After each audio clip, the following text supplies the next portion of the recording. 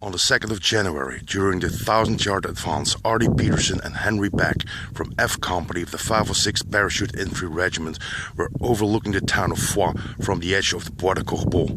Back then, the woods stretched out a little further down here.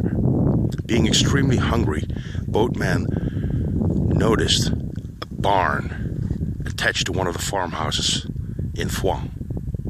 So boatman realized, like, hey, if there's a barn, maybe there's a hen house, and if there's a hen house, there must be chickens.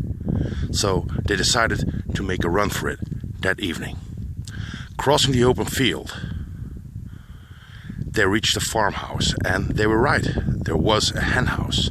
Now they had a gunny sack with them, so they started grabbing around, and they managed to capture like 2 or 3 chickens and found some eggs as well. And then they hurried back uphill towards the tree line when they were seen by a German observer who fired a mortar round directly at them.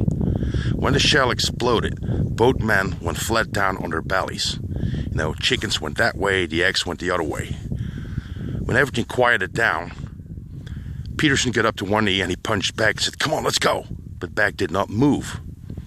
So he turned him over on his back, and he could see that his belly was cut open and his guts were popping out.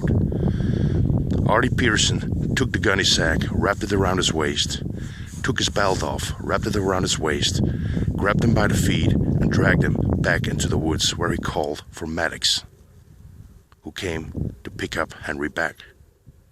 And this was the last time Artie Peterson ever saw Beck, until 25 years after the war at the reunion. The door swings open, and for the first time since the war, Henry Beck walked in. Everybody thought he was killed. He walked straight up to Artie Peterson and gave him a big hug and said, "Well, Pete, if it weren't for you, I wouldn't be here."